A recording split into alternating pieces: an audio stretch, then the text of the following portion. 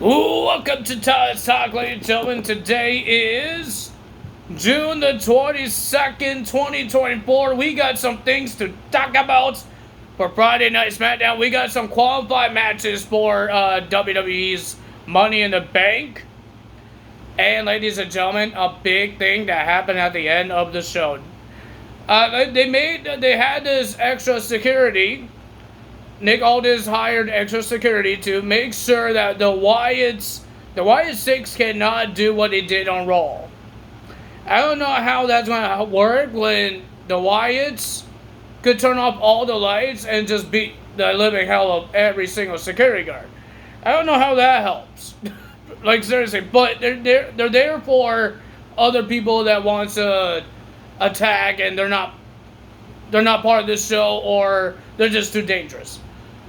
I don't know if it's for TNA guys or whatever it is, but they mostly said it was for the Wyatt Six. Speaking of the Wyatt Six destruction on Raw, we heard that Chad Gable is medically cleared to wrestle. He will be in the Money in the Bank ladder match, qualified match, on Monday Night Raw. So no dragging off. Chad Gable is not dead. He is still okay, and he's medically cleared to wrestle. Ladies and gentlemen, a lot of things is happening here. We heard that this whole week, the WWE social media was hacked by Uncle Howdy. And if you guys saw the video on Instagram from Adam Pearce when he was announcing Chad Gable being back into the Money in the Bank qualifying match, he was hacked as well. So it sounds like the Wyatt Six might attack Chad Gable, or that's their target, because Chad Gable got attacked, and now Adam Pearce is talking about Chad Gable, and then now they get the weird things happening. So we got 2K24 updates here. They talk about the Post Malone My Friends pack that's coming out this Wednesday. That's coming out. They showed us two new Persona cards. That will be Bianca Belair and Asuka. It feels like it's going to be like the same thing as Roman Reigns and The Rock. You had to get another card and this card to beat that card and the blue. Not a big fan of that. I'm hoping that they come out with packs and we get the packs. I still didn't get my Chad Gable I want. But the Asuka I really want too, because it will help my women's division in my old school. But I don't know how this thing's going to work. They show us the headbangers. The headbangers looks cool. Post Malone, he even talked about being a tag team with Bad Bunny in the game. I might put that as my tag team whenever I get the DLC. I know it's supposed to be on Wednesday, but timetable is weird, because normally I get my DLCs like at 1 o'clock. So yeah, I need to see when I'm going to get this DLC, and I hope I remember that tag team. Post Malone give me a good idea to put him and Bad Bunny as a team. That's pretty cool.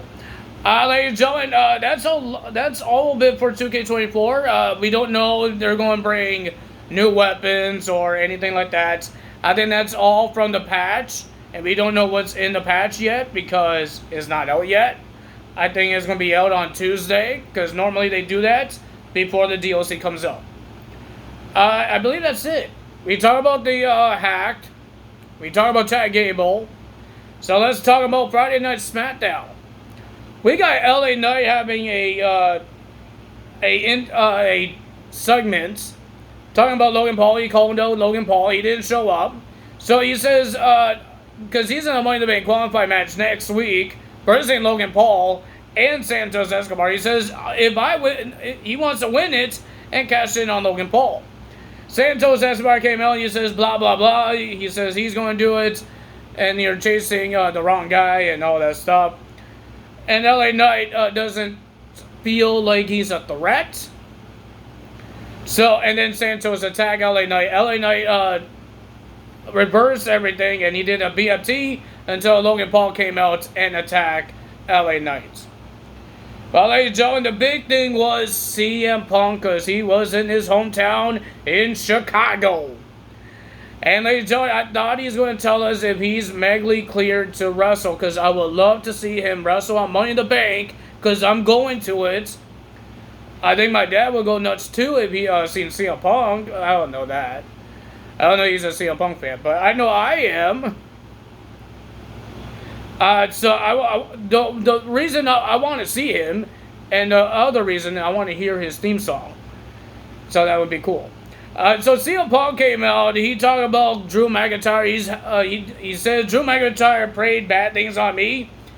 CM Punk wanted to make a living hell in the career of Drew McIntyre. He wanted to end his career, and he did it because Drew McIntyre quit.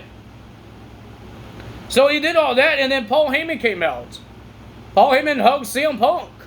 Remember when CM Punk was a Paul Heyman guy, when Paul Heyman was his manager back then. And then Solo says, I'm going to get 2 favors. So Paul Heyman is going to give a favor to CM Punk, and CM Punk, he wants CM Punk to give him a favor. And Paul Heyman's favor is Solo wants every city to be his, because Chicago is CM Punk's. And he says, leave. He told CM Punk to leave because Solo is coming out to get CM Punk. He wants him to leave. Solo came out and he said a whole bunch of words about CM Punk. He says, you have 2 options. Respect me, and this is my city, or they will show him the respect when the Bloodline destroys CM Punk. CM Punk asked Paul Heyman, what is the favor that you want me to give you? Paul Heyman says, I want you to take me with you when CM Punk leaves. But it didn't happen because CM Punk talked trash to the Bloodline. So the Bloodline got in the ring and looks like they're about to beat up CM Punk until Cody Rhodes came out and hands him a bat. And then Cody Rhodes issued a challenge to Solo. You keep your Bloodline guys in the back. He keeps Randy Orton and Kevin Owens in the back. And then they have a one-on-one match. Well, Randy Orton and Kevin Owens are not happy about that because they know Solo has a plan. He always has a plan. Cody Rhodes has a plan, he says. I think his plan was CM Punk, but ladies and gentlemen, CM Punk got attacked. We have the interview of Grayson Waller because he's going to be in the Money in the Bank qualifying match. And then he was talking to DIY. They're talking about Austin Theory. And they were near this door, where a garage door, where it was getting banged on. And this guy, one of the workers, opened this thing up. We saw CM Punk on the ground. And there's Drew McIntyre. CM Punk on the ground bloody. And there's Drew McIntyre standing over the body of CM Punk. And then he picks up CM Punk, carries him to the arena, and drops him on the stage. And he grabs like a bracelet that's on CM Punk's hand, on his wrist, and he puts in his pocket. I guess it's a personal wristband or whatever you call it, bracelet. Whatever CM Punk had on there, he took it. And Kayla Braxton says she tried to talk to Drew McIntyre, but Drew McIntyre says, I will see you on Raw. We don't know what that means because he doesn't work for WWE. So why are we going to see him on Raw? The security didn't do absolutely anything. They did nothing. This guy was carrying CM Punk through the backstage, wrestlers watching him, and they had this extra security. You actually could see them around the backstage with Bayley. Bayley was at her segment with Blair Davenport, and the commentary, there's securities behind them. And this guy's just carrying them, and he's supposed to be not in WWE. Ladies and gentlemen, first match of the evening, we got Chelsea Green versus Bianca Belair versus Mia Yim in the qualified match for the Money in the Bank ladder match. It was a pretty decent match. I enjoyed it, but the winner of that match was Chelsea Green. We thought Bianca Belair would win this. She did a KOD on Mia Yim. Or Michelin, whatever you want to call her now. She did a KOD, but Chelsea Green just grabs Bianca Belair and throws her out of the ring, and she stole the pin after Bianca Belair did a KOD. Chelsea Green is going to Money in the Bank ladder match. And Michigan is having more problems because Tiffany Stratton was mocking her and saying, "Oh, you lost. I could win mine, but you lost yours." And then Michigan talking about you are trying to hide and hire Nia Jax as your protection. Tiffany Stratton was about to slap me again, but she caught her hand and slapped Tiffany Stratton until Nia Jax shoves her into the wall. So we might have an alliance between Nia Jax and Tiffany Stratton. Then we had Carmelo Hayes versus Randy Orton versus Tama Tonga. Well, ladies and gentlemen, Solo told Paul Heyman, tell the Tongas that he wants Kevin Owens and Randy Orton taken care of. And that's what he did. Because, ladies and gentlemen, during the match, Toga Loa, the other guy, not Tama Tonga, came out and attacked Randy Orton. Kevin Owens came out and helped Randy Orton and all that stuff. But the winner of that match is Carmelo Hayes. He's going to the Money in the Bank ladder match. I think it would be pretty cool to see him in the Money in the Bank ladder match. I want to see what he could do with a ladder.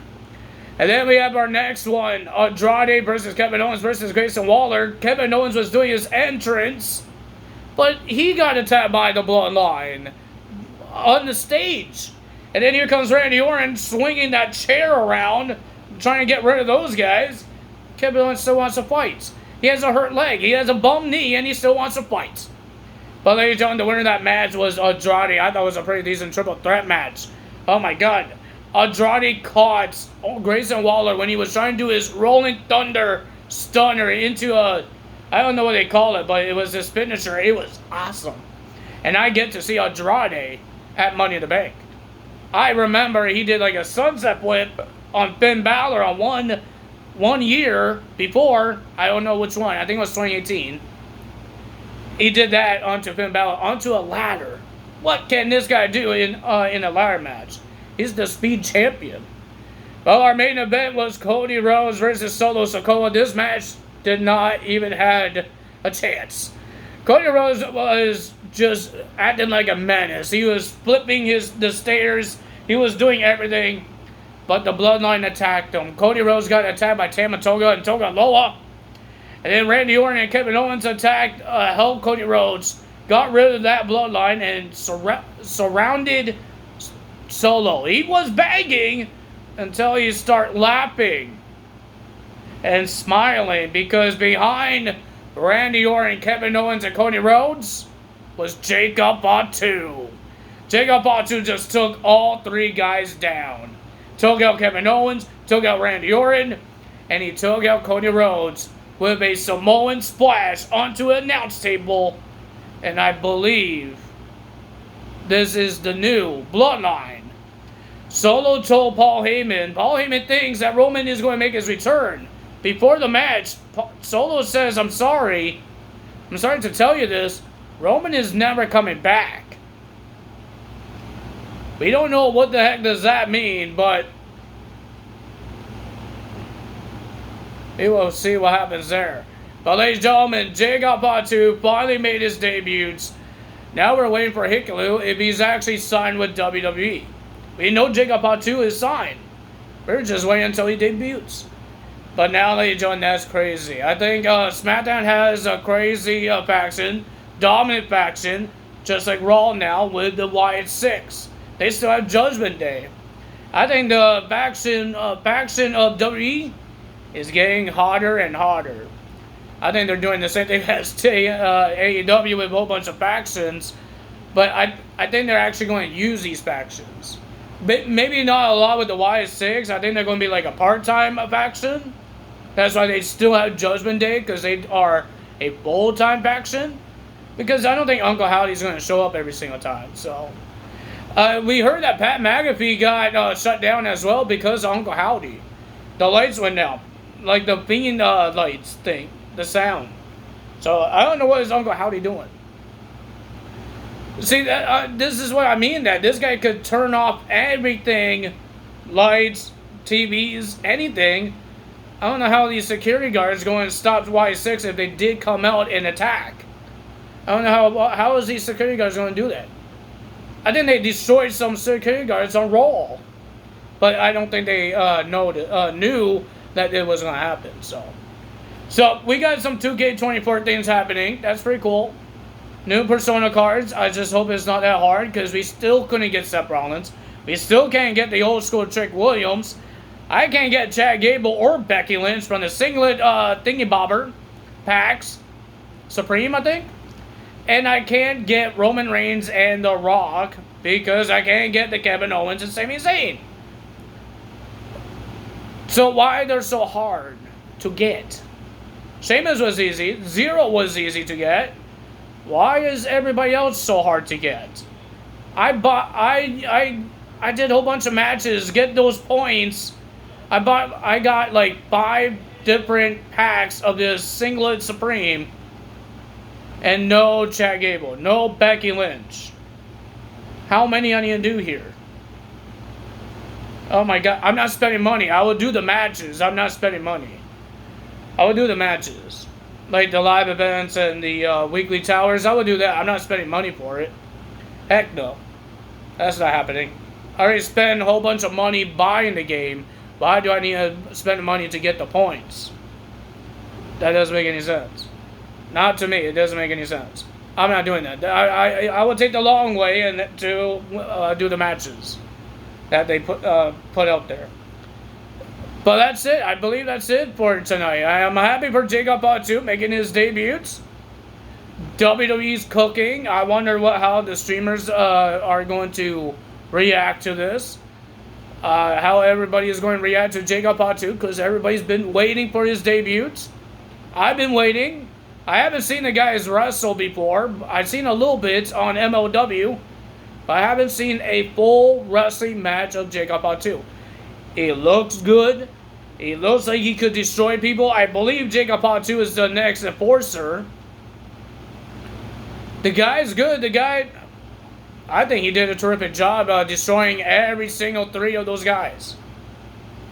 But now, there's 4 of them. What is Cody, Randy, and Kevin Owens going to do? What's going to happen with Roman Reigns? Is he actually not going to come back? We don't know. And it sounds like Wade Barry apologized what he said on the post-show of Clash of the Castle about Triple H and CM Punk when CM Punk came out. So I think he apologized for that, so that's good. But if you guys enjoyed this video, hit the like button, leave a comment below, hit the subscribe button, hit that notification bell, and I will see you guys Tuesday for Monday Night Raw results. Are we going to see another massacre, another destruction by the Y6, or will they not show up on Raw? I think they're Raw guys now. I don't think they're SmackDown. But Drew McIntyre and CM Punk came to SmackDown, but that's part of the rivalry. CM Punk was allowed to come because he was in Chicago, and Drew McIntyre is supposed to be, he quit, so he doesn't have a brand. And I still think my prediction might be right, that Drew McIntyre, the only way Drew McIntyre wants his job back, he gets a match with CM Punk.